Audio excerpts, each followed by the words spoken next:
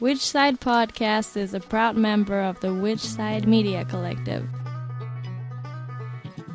So this is episode 61. Yeah, this week we have Anthony Rayson. Yeah, he's a anarchist Black Cross Chicago Zine Distro. Yeah. I have never talked to anyone with more zines in my entire life. Seriously. I so Boxes look and up to boxes. him. And be able to create content and get content out, help people create content, help prisoners create content. Yeah, he's been doing this since the 70s, so Yeah, definitely awesome. totally inspirational. So I hope you guys enjoy. What events do we have coming up? January in New York, you have a letter writing dinner for New York State political prisoners that ABC is throwing on. Okay. And that should be 5 p.m. at Cage. If you want more information on that, then you can go to the New York ABC.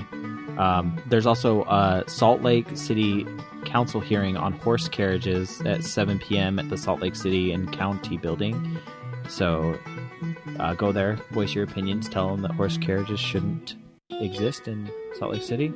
And if you're in Sacramento this upcoming weekend on January 11th, there's the Art and Letters of the Convicted at the Downtown Plaza Exhibit S.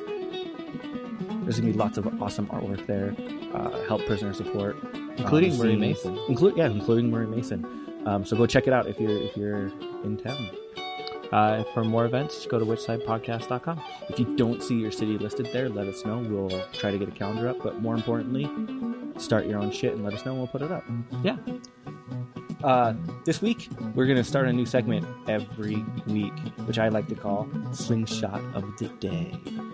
Basically, if you don't know, there's the Slingshot personal organizers you can get from a variety of different places. Pretty much anywhere you can get anarchist literature. I got mine from AK Press. And they have awesome historical facts every single day of the year that you can pull up. And the one that we're going to pull up today is from January 11th, 2002. The U.S. military transports first prisoners to new prison in Guantanamo Bay, Cuba. Sweet. Yeah. Not sweet. Not sweet. Sweet to know. Yeah. So check out Slingshot if you can. Hope you guys enjoy this episode.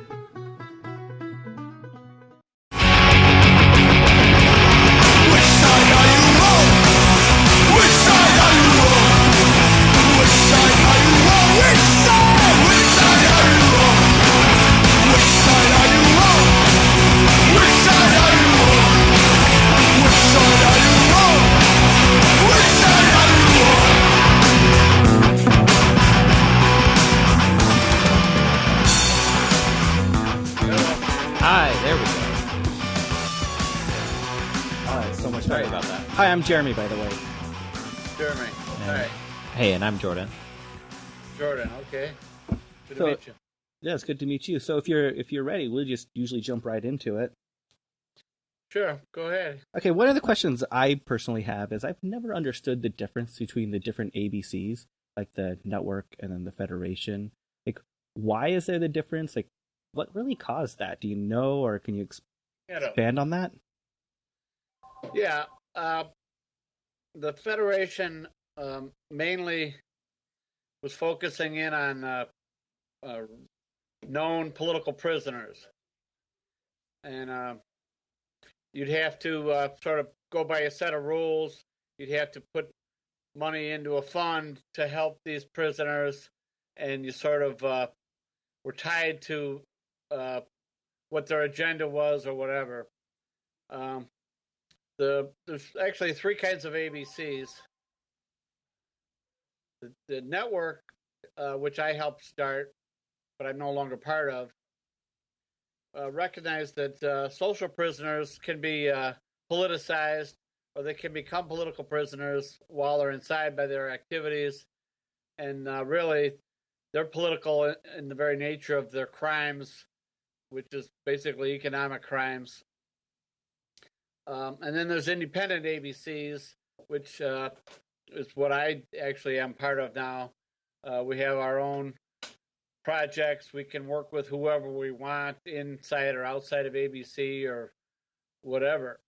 So it's just a different emphasis on what kind of prisoner support you want to do. I've worked with all three types of ABCs and all kinds of other prisoner support groups as well. So those designations really don't have much to do with me or how I go about my business. So, what got you interested in focusing on prisoner support? Well, I'm a writer, and I wanted to go find like-minded individuals. I'm an anarchist.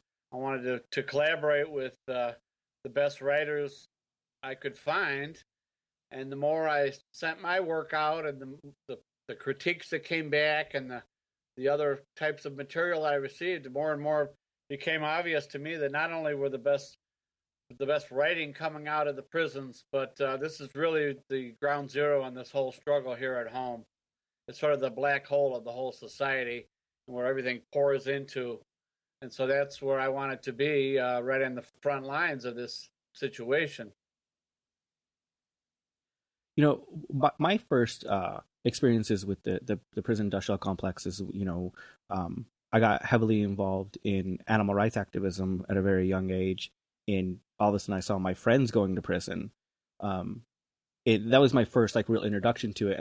And going through that is what also introduced me to anarchism. So how did you get introduced into anarchism and start becoming involved? Well, I'm 60 now, Mm-hmm. and frankly, I didn't consider myself an anarchist till I was about 40. So this, and it wasn't like I had my head in the sand all these years. I was trying to learn all I could and figure out what's going on and everything else. Read a million books and did all kinds of things all through my adolescence and young adulthood and whatnot. But then it dawned on me, this is ridiculous that people have such a difficult time to find out what this is all about when it's such a useful tool to use to think and figure things out and understand what's really going on. So I made it my own project to help other people to realize what these principles are and how to apply them, and so for their own good and for everyone else's good. And it just came for me to realize that there's a whole modern day literature of anarchism that is just developing and pouring out of the prisons. So I've developed my closest comradely relations and working relations with prisoners, and most especially anarchist prisoners. We've helped educate many prisoners about what anarchism means and why to a prisoner especially it's so fundamental to their ability to understand what's going on and how to deal with it. Myself, I was in prison for 10 months, and ABC was amazing with their support. I'd get not only book support, letter support, but also I was able to get a lot of financial support for lawyer fees and stuff like that. Who decides where all that goes to? Is it all collectively decided? Well, each case is different. Depends on what kind of support group that individual, say an animal rights activist, usually several different ABCs and other types of support groups or affinity groups or whoever wants to get involved. They contact each other and they work up some kind of support plan for that individual. Personally, I am sort of a general. I deal with all states, all kinds of prisoners, not exclusively anarchist prisoners, but I probably figure out what I'm going to do and how I'm going to do it differently than most ABCs. Basically, this is a free school education project, anarchist-driven free school education with, by, and for prisoners. So I really don't focus on individual political cases. Sometimes I do.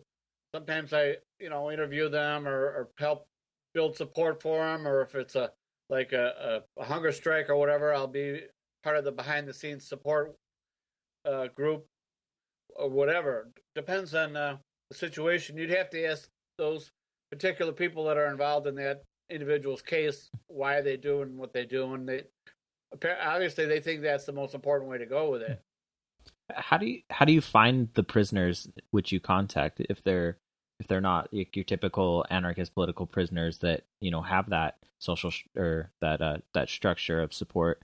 How do you reach out to different prisoners to begin contact? Well, it started off. I started my distro in 1998, and it was a painstaking effort of outreach to all kinds of other prisoner support types, all kinds of other underground, all kinds of other anarchist groups, putting ads in, writing letters, writing pieces, doing all this, tapping into other prisoner support groups and individuals that knew certain individuals, and then, developing a reputation of reliability, of working with them and publishing their work and getting it back in to them and to their friends. And the word of mouth among prisoners is unbelievable, especially once you gain their trust, which takes a while. Most groups aren't very consistent. They fly by night. They come and go. But I've been doing this since 98. It's in 2014 now. So I get like 100 letters a week from all kinds of prisoners that have stumbled across our zines or been told by other prisoners to get a hold of me, because I have my catalog now. I have about 650, 700 different publications that are available to them. So it covers a wide range of subjects that are interested to all kinds of different kinds of prisoners, depending on their political beliefs or their sexual orientation or their health concerns or their legal problems. All kinds of issues that are concerned to prisoners. I'll try to have something about, so as to be that source that they can rely on and come back for. Have you been your main source of funding for this, or how do you get funding? I have been. Yeah, for a long time I had a living wage job, as did my wife. We lived frugally. We got a little 2-bedroom, 1-bath house, and it was self-funded. I'm very resourceful and whatnot, and maximize my printing. How the cheapest way to get printing and sometimes get it free of however I can get it accomplished. But now that I'm retired and my wife is retired as well, we're looking for other ways of funding this project to keep it going at this level.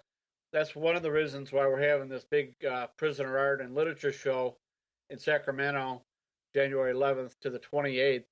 We're going to sell a lot of the original pieces of artwork and prints and zines. We're going to have hundreds of zines and dozens of different artists and hundreds of pieces. So we've got a big show coming up, and hopefully we'll just generate some interest and sales. There's some fantastic original artwork, and the prints are fantastic too.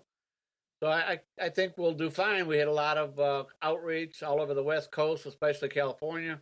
We're enthusing a lot of West Coast, Bay Area support groups to participate.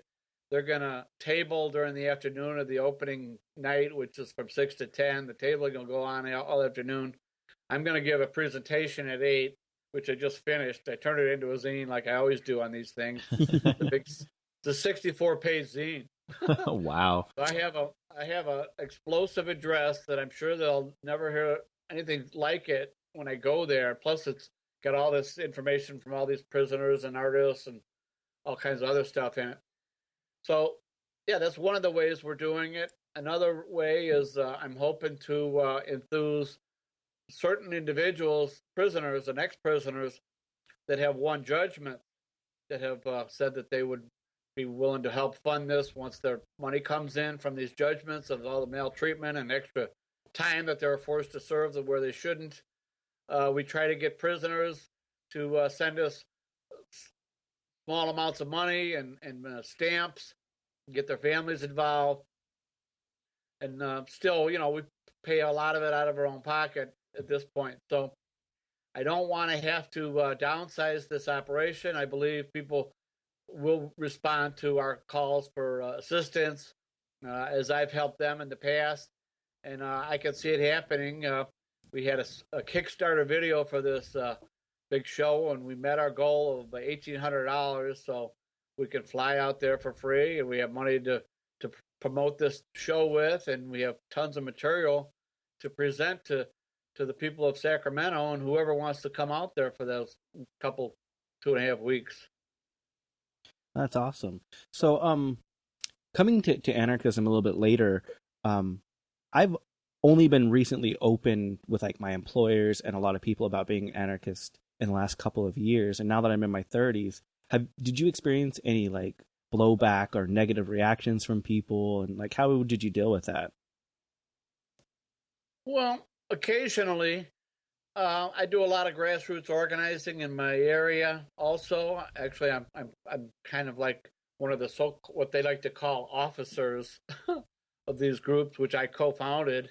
I co-founded a group called STAND, which stands for Shut This Airport Nightmare Down. We're fighting this huge mega airport they're trying to shove down the throats of the farmers out here.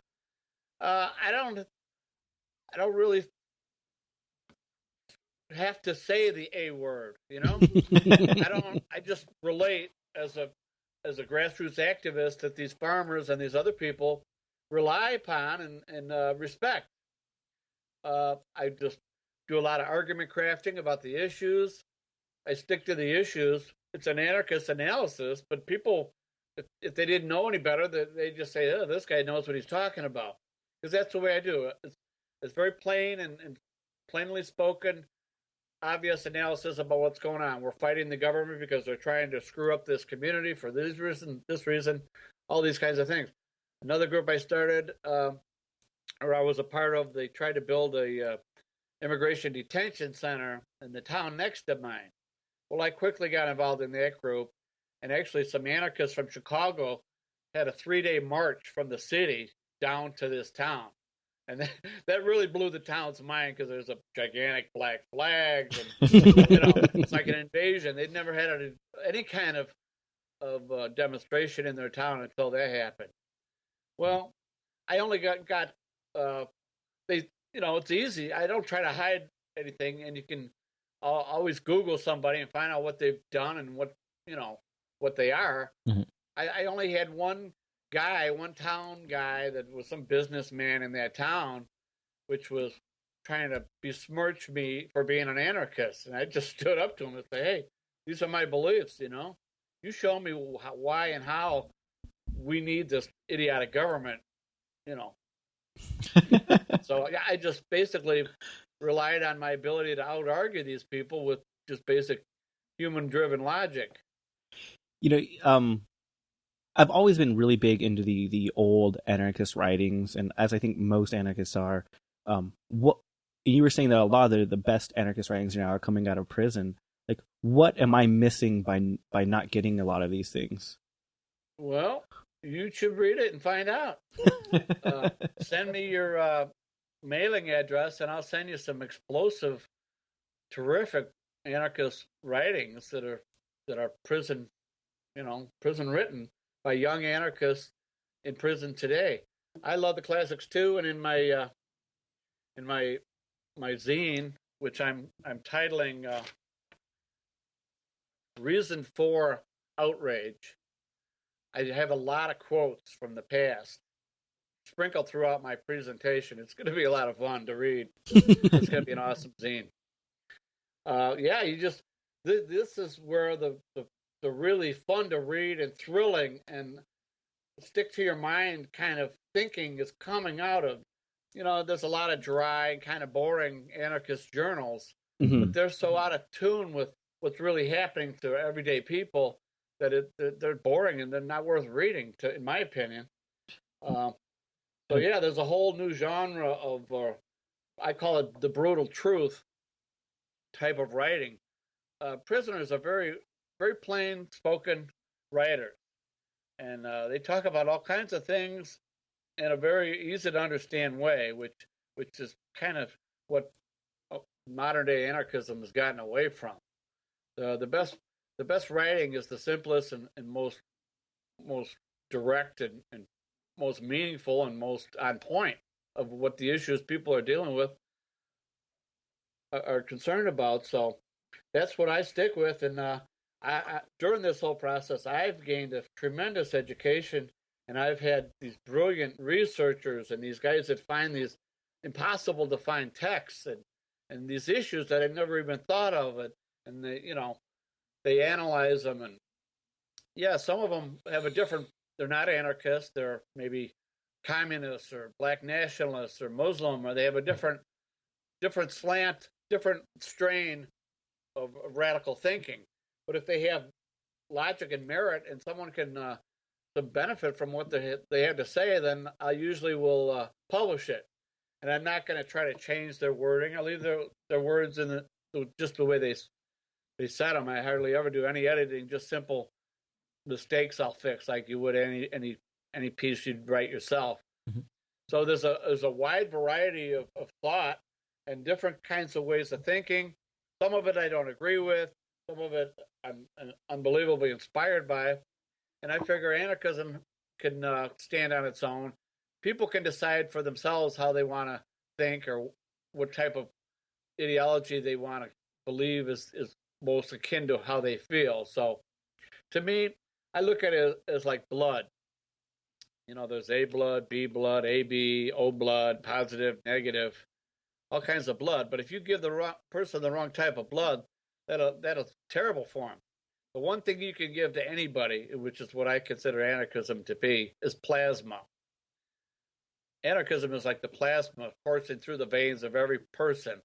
We all have it in ourselves, the yearning for freedom and truth, and the desire to see our fellow men and women treated with respect and not being oppressed one way or another.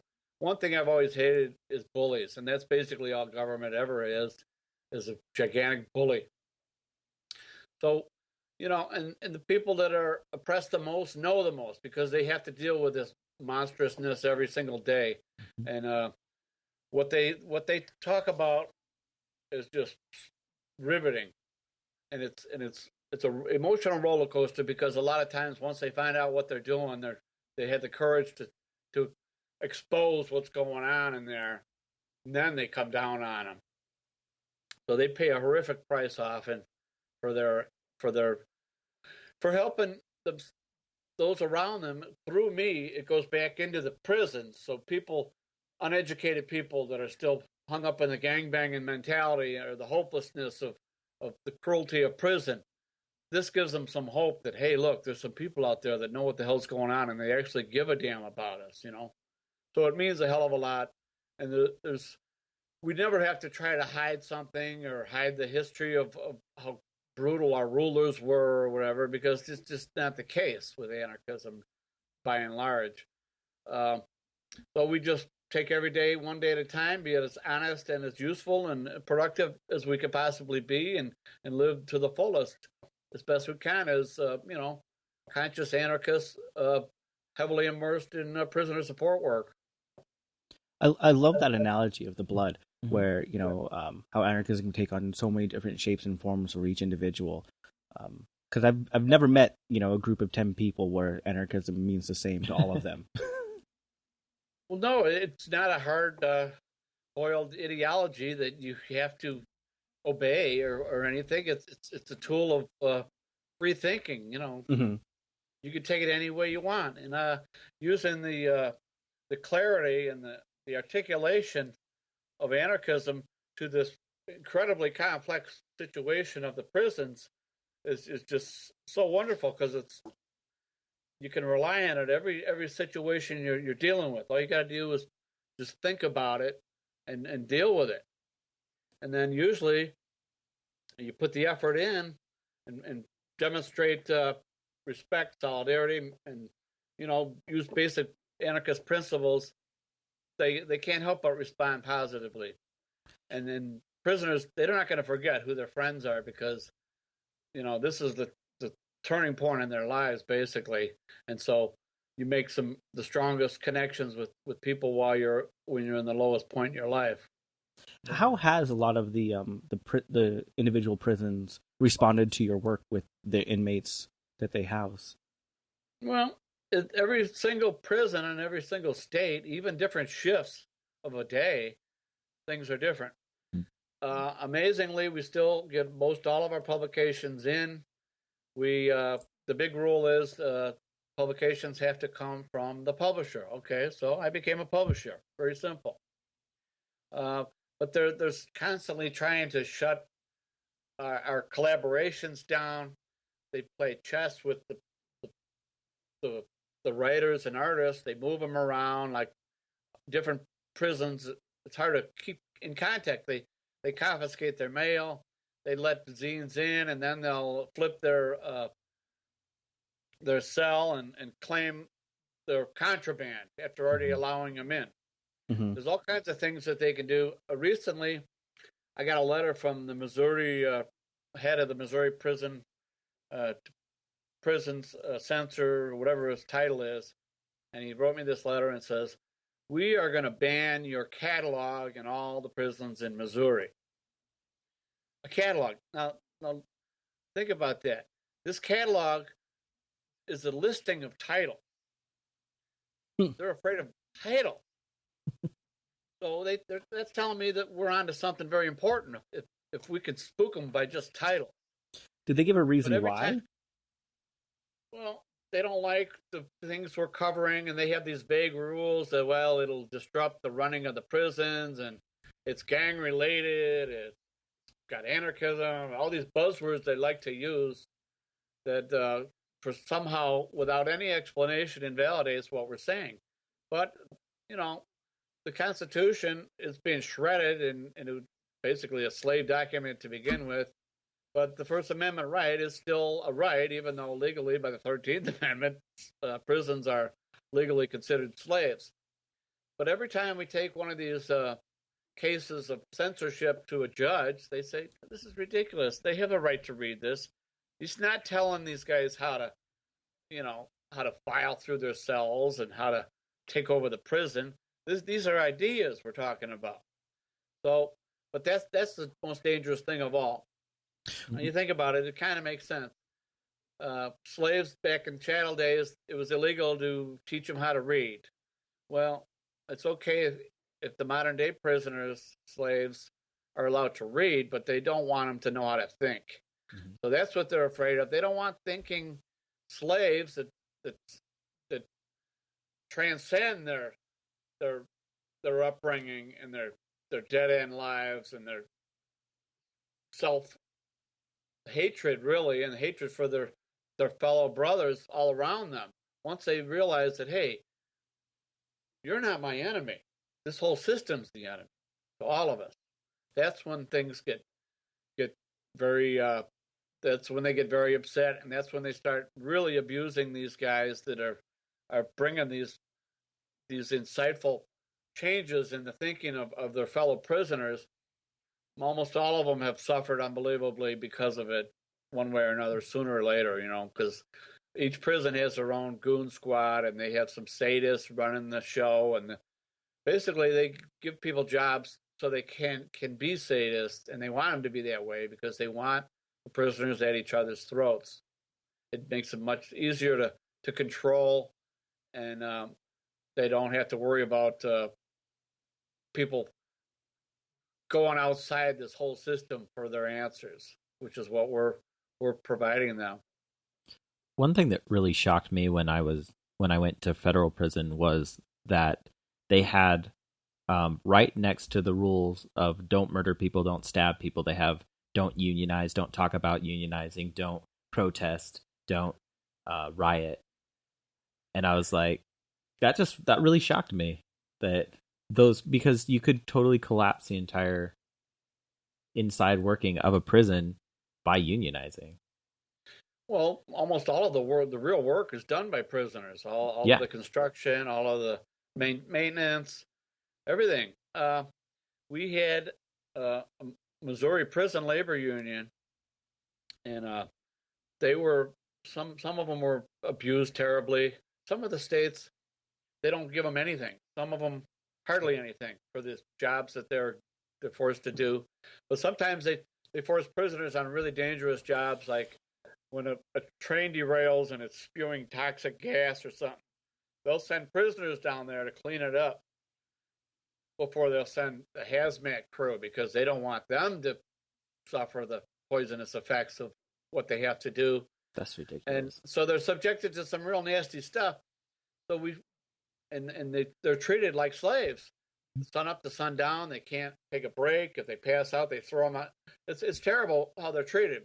We took a lawsuit all the way to the United States Supreme Court, or the people in Missouri did, challenging the right of the prison to treat the prisoners as slaves. Well, the Supreme Court said, well, according to the 13th Amendment, they do have a right to treat you as a slave. So that case was dismissed. That's ridiculous. But what does that say about this society? That human lives don't have any value.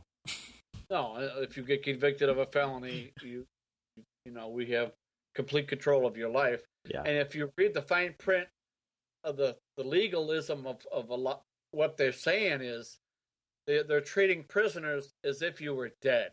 Is how they do it. I forget the fancy terms they use, but all your contracts and your money, everything is gone. You're treated as if you're dead. I've never grasped that concept before. Yeah, well, this country was founded on slavery, and they just never were willing to shake their, as Michelle Alexander so eloquently points out in her book, the linchpin of this whole justice system is slavery, and it always has been. But people still find it hard to believe, and it is disgusting and shocking, and basically that's why they're so reticent about people understanding what's really going on there. Because people naturally would be horrified and disgusted and shocked, and hopefully driven to stop it somehow. But sure enough, there it is. Every prison you go to, the same thing plays itself out. The same disgusting slave relations. And it's only gotten worse with the privatization, I would assume. Oh yeah, it's especially like medical neglect or abuse. It's just pandemic. I just did a zine with a prisoner in New York, and I didn't realize this until I did the zine with him. But there's approximately, or a guesstimate anyway, 200,000 rapes a year in prison, half of which are committed by guards. Yeah. And they set up a lot of other situations where people are like, they'll put a Aryan Nation guy in a cell with an anarchist, and it's a conflict waiting to happen. Mm-hmm. So they set up this other stuff too. So really, who's the criminal? Which side of the bar do the real criminals reside? So that this just shows you how they treat human life. It's just sickening, and the medical abuse is just astounding. Not only do the dregs of the medical profession end up in the prisons because they can't cut it in the real world, but sadism is a real strain of all the people that work in the prisons. They hate it there too, but they could abuse prisoners. At least they have a miserable go of it. Like in the old days, the poor whites. Well, at least you're better than the slaves. You got a little bit better. But they're the ones that bring all the drugs in the prisons. Mm-hmm. They're the ones that organize these gas downs and beat downs and taserings and shackling and all these gruesome tortures that they inflict on people. Yeah, it gets dangerous behind the bars too, but it's not, one's disallowed and one's government approved. So what advice do you give to fight the prison industrial complex besides just prisoner support? Well, we got to make connections, We have to treat prisoners as equals and work with them on our social justice projects. We need their expertise and input, their militancy and their dedication, and their insight. People don't realize this. The lifeblood of this whole thing is the handwritten letter. Well, people on the outside, they're walking around staring at their little iPhone all the time. They think they're learning all this stuff, but they're not connecting to human beings. It's just they're bombarded with images. They're not dealing on a human level with individuals. It takes person-to-person contact and you go from there. Visit them, write them, learn about it. And all these zines, I always have contact information with the prisoners' addresses, at least at the time. They switch them around, but so there's an opportunity to write to them and learn from them and get to know them as human beings. Mm-hmm. And that opens up a whole new world of meaningfulness for those who do get involved in this. And oftentimes, once they start doing this is where they stay, because this really is, for my money anyway, this is where the heavy hitters are hanging out. So what's your process of actually making a zine? Well, I still just cut and paste everything. I do use the computer to write with, and email, and Skype if my son will help me. But it depends on what I'm working on. If it's something I'm doing, usually it's a collaborative effort with prisoners. And like this project, I just finished a whole flurry of zines for this show, and I'll read you a few of the titles. One of them is called "Write or Die" #3. Now this is a zine of the Papyrus Collective, which is a group of death row inmates at San Quentin, and it's a fascinating series of articles and essays and poems and interviews and contact information and artwork and all this stuff. And I'm the guy behind the curtain that mixes everything together and turns it into a cool as hell zine. And then I'll get it back to them. They'll get it back.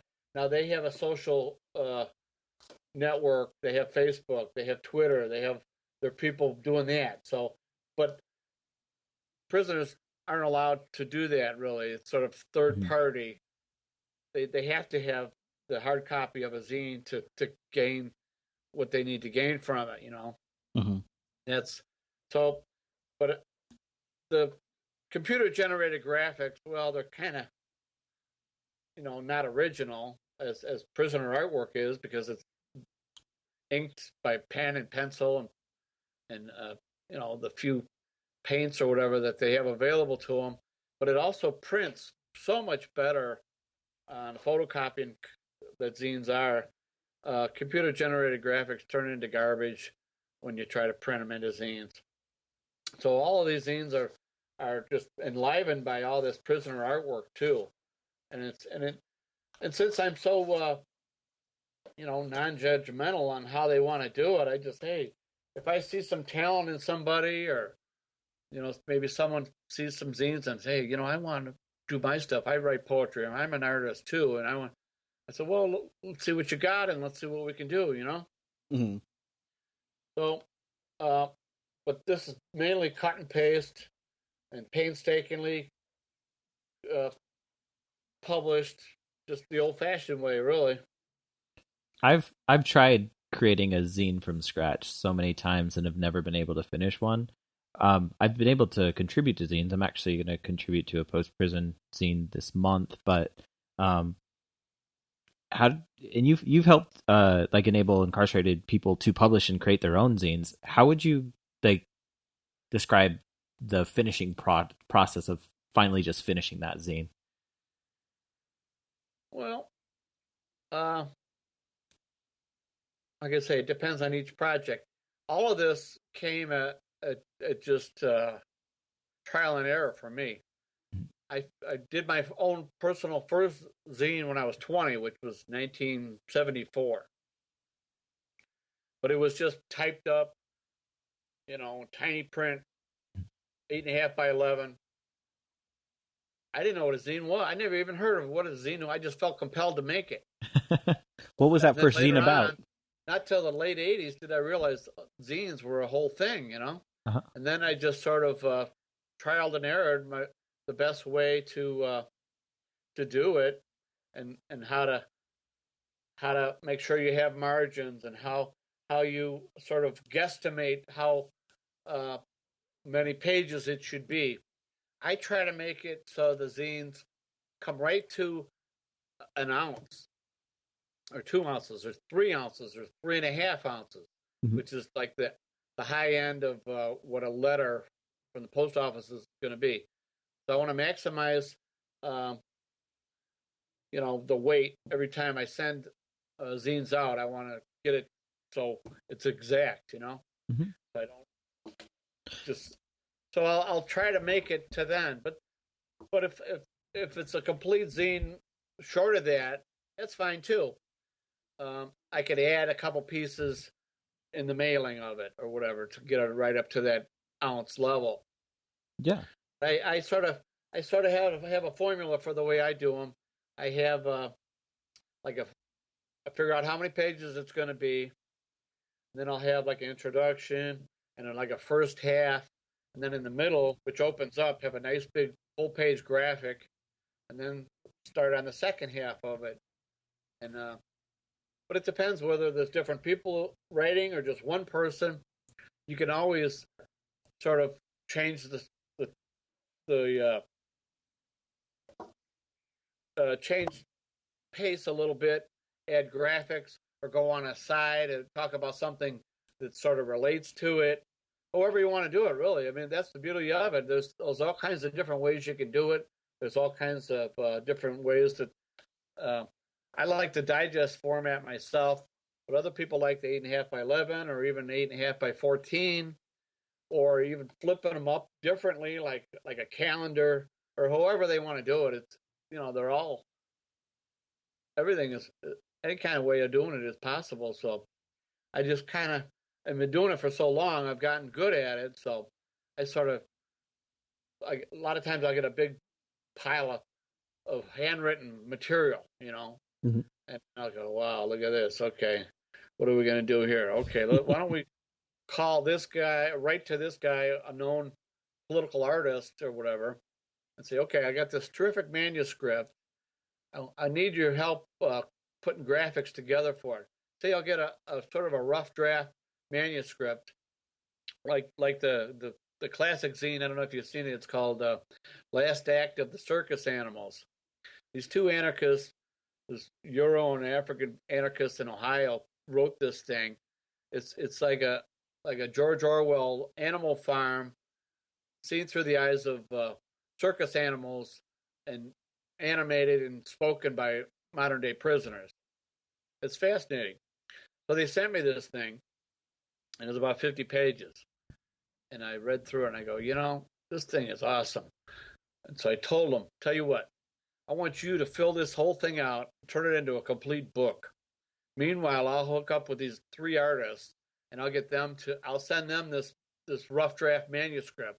So give them ideas for some of the artwork for it. And sure enough, after about 3, 4, 5 months, the artwork started coming in, and they came in, doubled the size of the whole thing, and turned it into 3 short books. So it's like a 3-zine set. And so I just put it all together, and prisoners can't get enough of this zine. It's just right up their alley, It is brilliantly written to boot. So that sounds amazing. I need to get a copy of that. Yeah, you'd love it. So what was your first? They do. I hate to spoil the story, but they do eventually shut down the Big Top. So what was your very first zine about? Said it was an 8 by 10. Well, 8.5 by 11, Yeah. Regular typing paper. Well, the title of it was People's Polar Express, and it was a wild. The index was like 20 pages of just the subjects that I wanted to talk about. I had just hitchhiked around the country for a couple of years, and I was back in Chicago, and I right at this time, Vietnam was crescendoing. Agnew and Nixon were going down, and I was just turned 20 to, and I said, okay, great, because I remember when I was 14, 15, 16, there was hundreds of thousands of people in the streets. The country looked like it was ready to go through a serious cultural revolution. Mm-hmm. So I was ready to be a part of it, So I'm writing about all these things I'm thinking about, and getting my friends to write graphics and their little weird poems and whatever they had to contribute. So I threw it all together, and it was just a big, thick mess, like 80 pages, double-sided of material just thrown together.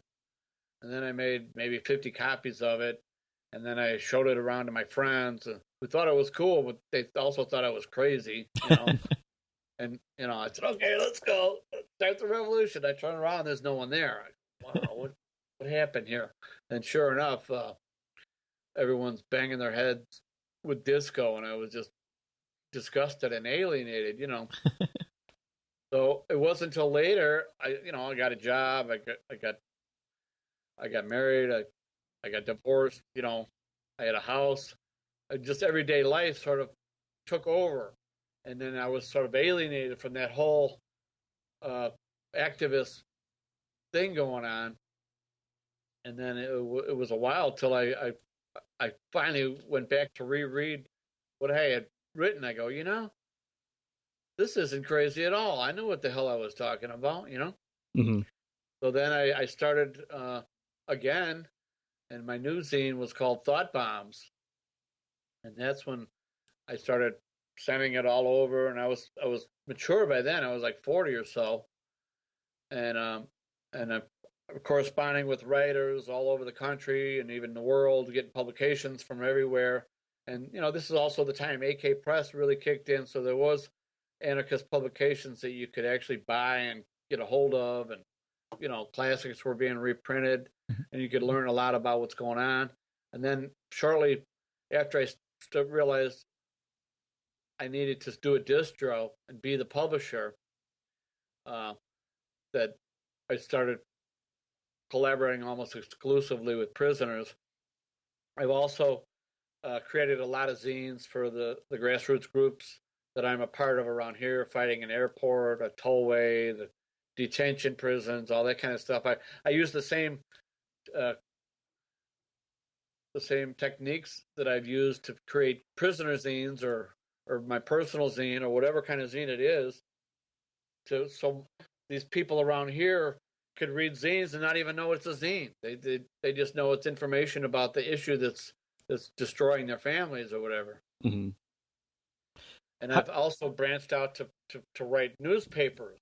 I got the local printers of the newspaper to print my newspapers about like the airport fight. We had a newspaper called Rural.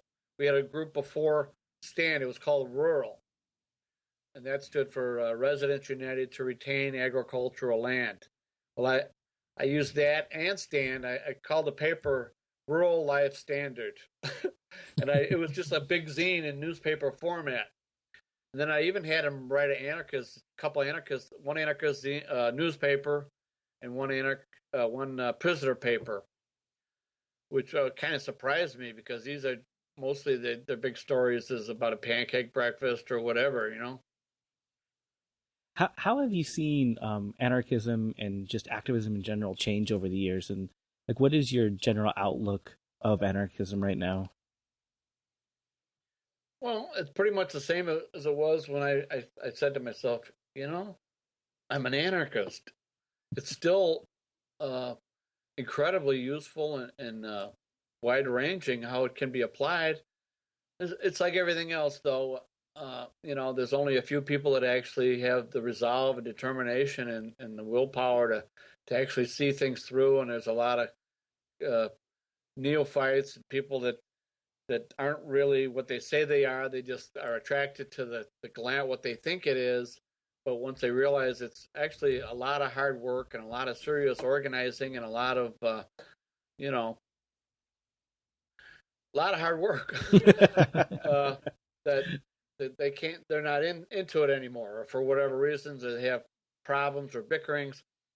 When I first got sort of activated in this, I didn't realize that I would sort of spearhead my own project like this. I went to a lot of meetings. I was part of all kinds of groups and went through all the disillusioning interpersonal wrangling that seems to plague any group of anarchists or whatever their project is. So I thought to myself, there's got to be a better way than this. Why? I just never understood why anarchists would just sit around and talk with each other, but not connect with the people in their community or those that are being abused the worst. I mean, why aren't you dealing with the problems here? You're just talking. This isn't real anarchism. This is like playing at anarchism. So then I got a great mentor, anarchist prisoner support guy in New York, and he helped me connect with all kinds of prisoners. And then I went from there and just developed it as I go along. So, and then I help mentor other ABC groups and some other people that are doing this kind of zine making, and did a whole. To me, prison abolition is one of the basic tenets of anarchism. Mm-hmm. So, and it involves every other principle, and you're working with human beings, even though a lot of times you don't see them. But you could feel them, you hear them in your head when you read their letters. You're connected with them. So those are my affinity groups. I make connections with people all over the place, And plus, I'm not. I believe strongly in solidarity. I don't just work with anarchists. I work with brilliant communists or New Africans, Black nationalists, whoever, Mm-hmm. So I see their group needs some help. They have a thing they're trying to build. They're trying to do something positive, and that no one's helping them. So I'll step in and help them. They'll know how I feel because I'm always slipping my own stuff in wherever I send anything anyway. So they know how I feel, and sometimes I win them over. We've turned Nazis into anarchists, So it's obviously. It works. It's proven to me that these principles, if utilized properly and legitimately, have a serious effect on people. There's hundreds of thousands of people that have run across these zines in the prisons the last 15 years or whatever. So they have a good working grasp and respect for what anarchism is. I'm real proud of that because I've been a real big part of it. And it should have, it's endlessly lied about by the government and any other group. And if a group like anarchism or anything, it's only as good as what those people are doing and saying. You could say, well, we believe blah, blah. Well, that's fine, but that doesn't do anything. That doesn't say anything. That doesn't have any effect. You got to go through with it. You got to do the support. You got to be a comrade to these people, not just, sending them a publication. And then when they say, oh, I need some help with this, you send them a form letter of rejection, like so many other prisoner support groups that aren't anarchist driven. You got to be legitimate. You got to be accountable. And, sometimes you make mistakes. You got to own up to it and go from there, I have respect for people that don't believe what I believe, and they have respect for me too. And we can still do a lot of good work, even though we have fundamental differences. Excuse me, go ahead. I was going to say that's what I've always loved about anarchism. I've always viewed it as anarchism is a love for humanity. Mm-hmm. Like that's the root of it. And so you really have to be respectful of everyone, and you really have to be engaging. And it's not just about this burning shit down, No, that's not it at all. That's a sign of weakness, in my opinion, because you're not going to accomplish anything. You're just going to get yourself in trouble, and then you'll be writing me, and that's what's happened. Like in Chicago here, these guys, they're called the NATO 5. Mm-hmm. Mm-hmm. One of them was a comrade of mine. I worked with and made several zines with him. He just got out, actually, 2 or 3 weeks ago. He's on a ankle monitor in the city. Mm-hmm. One of them was a Polish national who joked to a police plant in the group. He says, "Oh, I'm going to put a bomb in a Harry Potter book." And so they had to justify spending $100 million on security for 36 hours of these big shots from all over the world. So they've made a big deal arresting these guys. And these other 3 guys were arrested for brewing home beer. Oh, well, they were going to make Molotov cocktails, according to the state's attorney or whatever.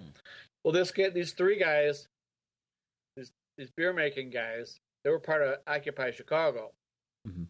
They write to me and they say, I've been arrested for being an anarchist, but I don't even really know what it means. Can you help me?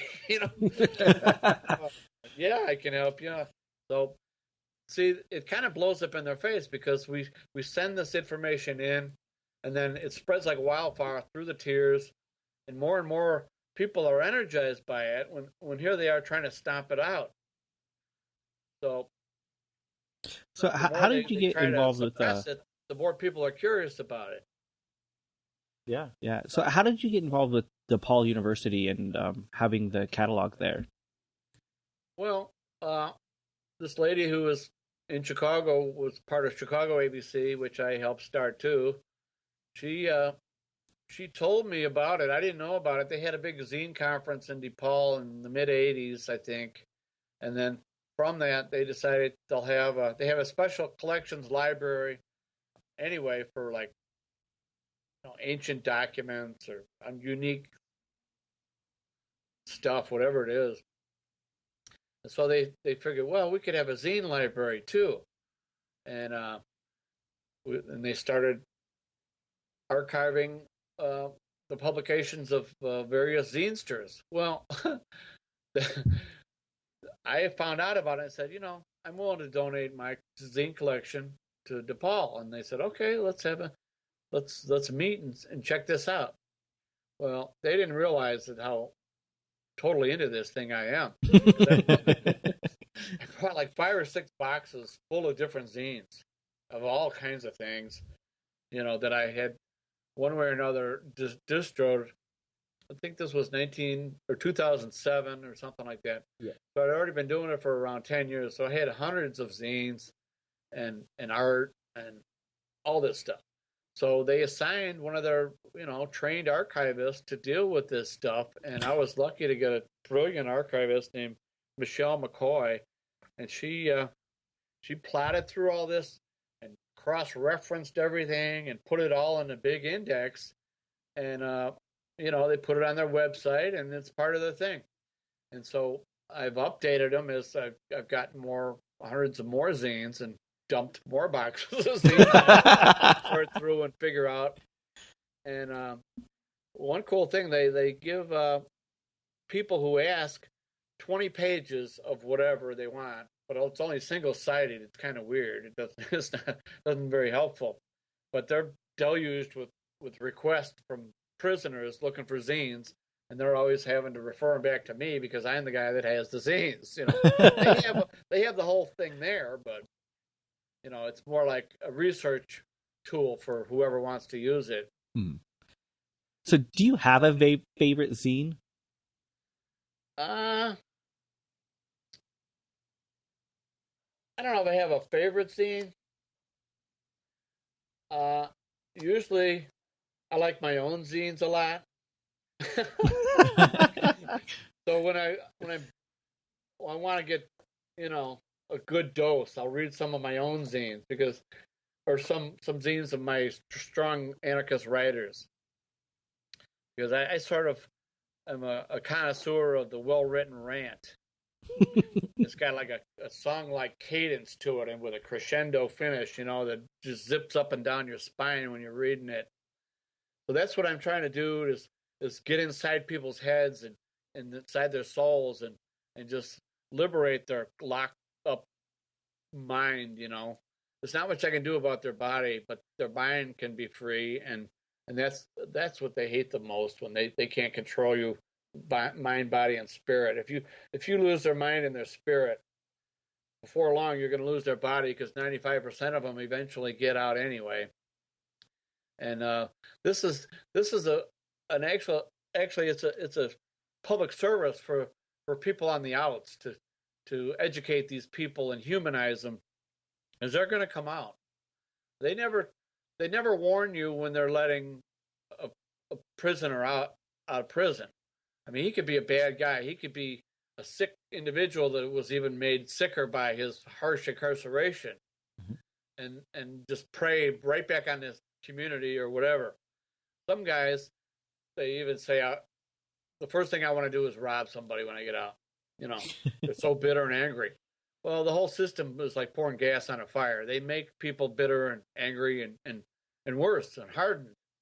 So we're trying to humanize these people so when they get out, they'll have a mind that they can tap into and use for something positive, where they might have, their work published, and then they have some connections that they can tap into. There's some people that they can feel a part of as actually doing something positive.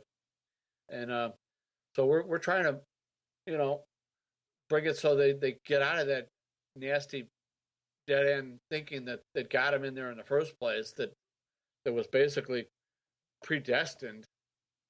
I just had to laugh a turn little. them into real human beings, and this is where the people on the outs have to step forward too. They got to work with these guys coming out, because you can't just give them lip service while they're in and then not be their friends when they're out.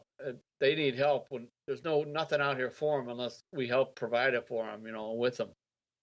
You were saying that a lot of people, they want to, recommit crimes when they come out. And talking to like a lot of the like bank robbers in there, they'd tell the next person, well, I used a gun. You shouldn't use a gun next time because then you'll have the gun enhancement. Then that person says, well, no, you should just rob an ATM because then it's a victimless crime.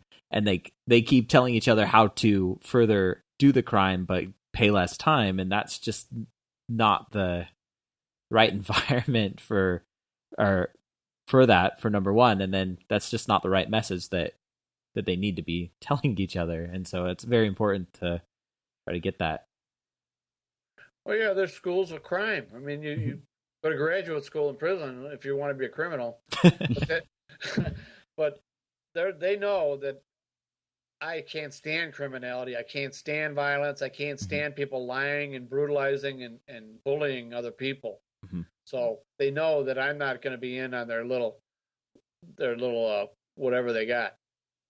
I'm about ideas and humanizing people and teaching them what their life really should be about, and how they can learn things that will help them later on in life, and they'll help their family and their friends and their communities.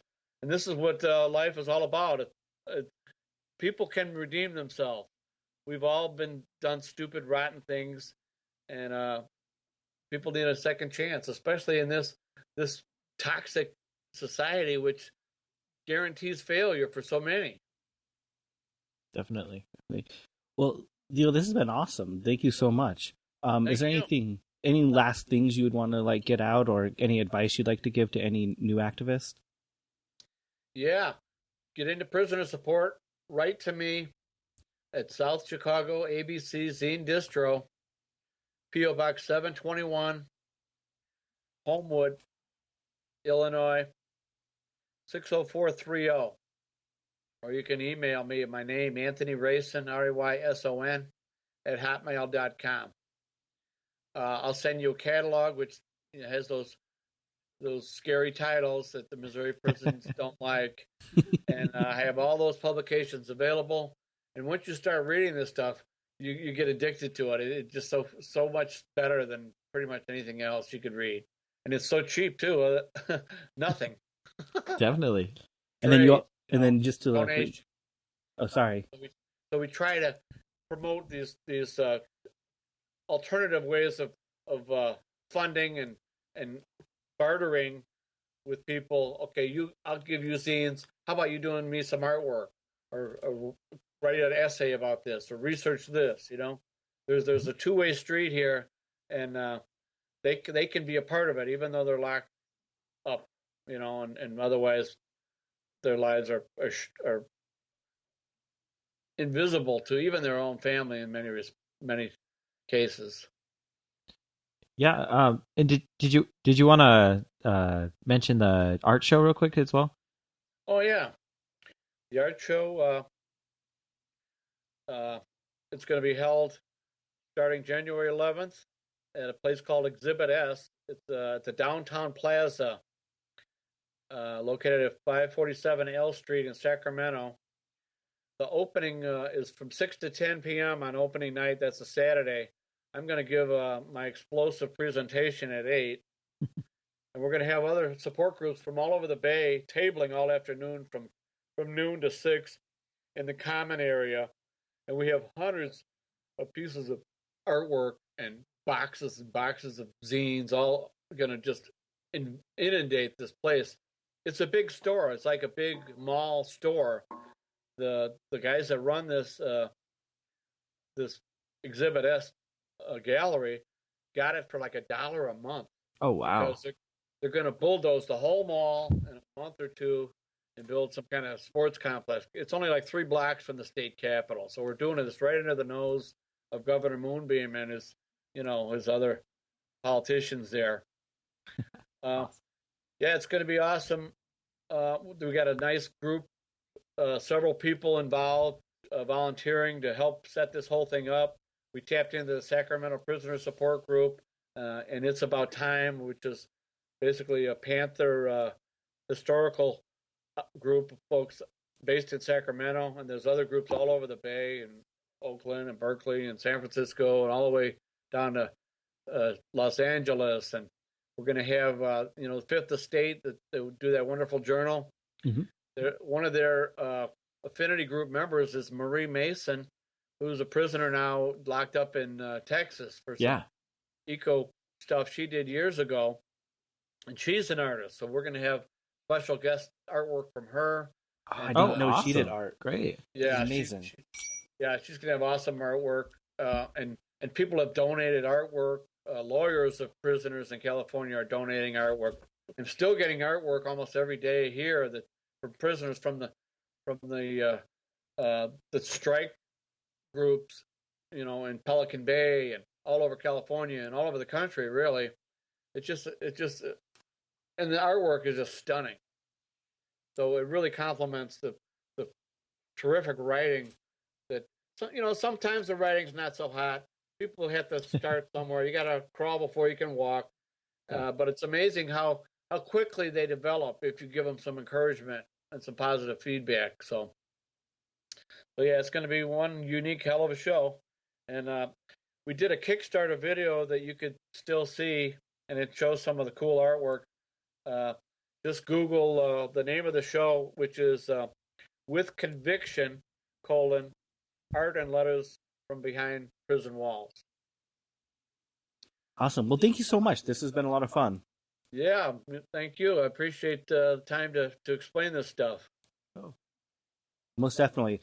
My mind just went blank for a second. Okay. Well, thank you, and we'll let you know as soon as this gets posted. I think it's going to go up tomorrow. Yeah. So great. Hopefully we can get people out to that show for you. What time is the podcast going to be? It probably will be available around midnight on Monday. Actually, it'll be available around midnight tonight, and then it's archived on our website forever. Oh, okay, very good. So, me and my partner in this, his name is Michael Plasky. Mm-hmm. We are totally into this. He's been on a corner in Indiana every Saturday against the war since it started, and does all kinds of other things. As do I. We are two, no bones about it anarchists. You're inspirational, honestly. So thank you. Well, thank you. Appreciate it. Okay, have a wonderful night. You too. Bye. This week you heard Duet by Green Garage. And right now you're listening to Hoover Route 7. And as always, El Comandantes, which side are you on? Which side are you on?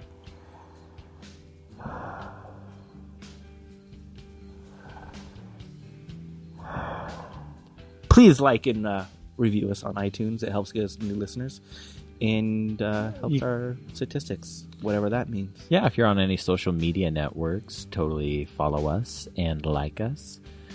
Except Google Plus. Like, what the fuck? I haven't been updating that. But if you're on there, we're on there. Are we on LinkedIn? No. I am. I'm not. Anyway, we still have the wish list going on. Yes. If you get us everything off the wish list right now, you can get free membership. You can gift that membership if you want. It's awesome. We still have things on there that are less than $5, and you get a year-long membership with that. With that year-long membership, you get bonus episodes, bonus content, preview content, and more goodness like ringtones, posters, wallpapers, whatever the fuck we decide to do at the moment. Stickers. Yeah. And that's for the entire collective.